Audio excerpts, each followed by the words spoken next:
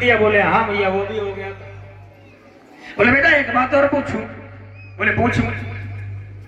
बोले लाला गिरराज पर्वत को 7 दिन सच में तूने अपने उंगली पे धारण किया था? बोले भैया हाँ वो भी हो गया।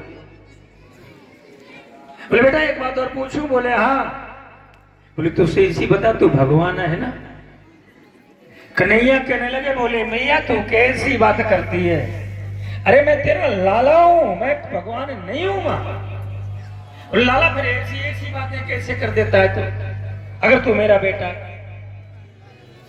यही बात जो आज मैया यशोदा ने कन्हैया से पूछी, त्रेता में यही बात मैया कौशल्या ने भगवान राम से पूछी थी। यही बात राम से पूछा था।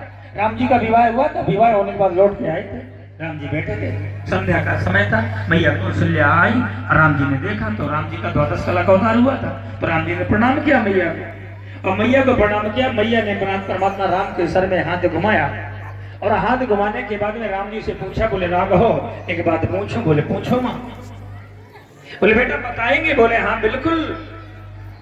बोले मारग जाते भयावन भारी,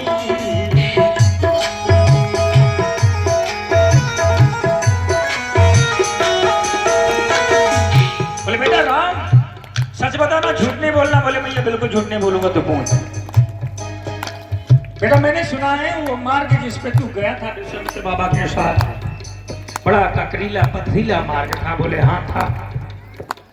बोले भैया कहने लगी बोले बेटा मार्ग जातो भयावन भारी,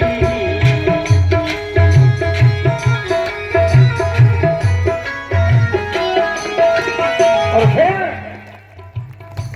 यही विधि था तो ताड़का मारी,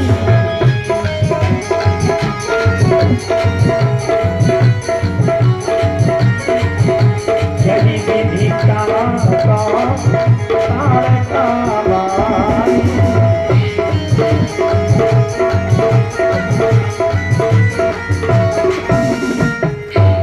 इतने बड़े ककीले पथरीले मार्ग पे तुम गए, और इतनी बड़ी जो असुर थी महाराज ताड़का नाम था, तूने उसका भी वध कर दिया। बोले भैया हो तो गया।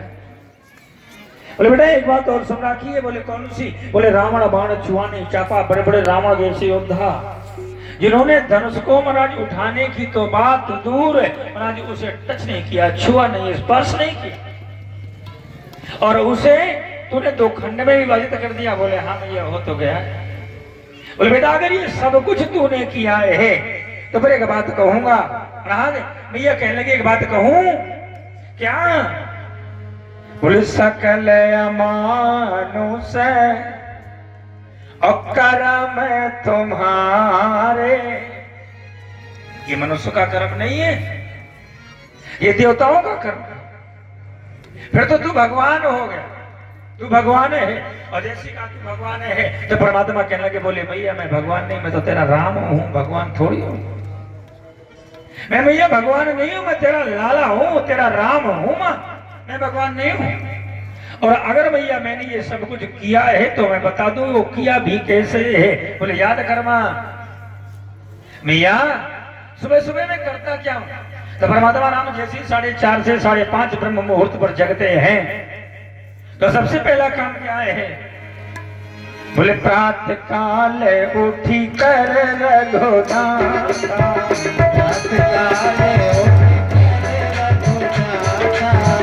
मात पिता गुरु नावय माता,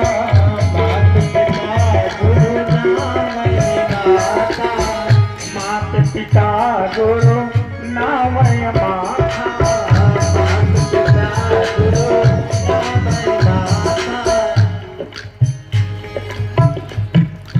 सुंदर। बोले इतना सुंदर बात।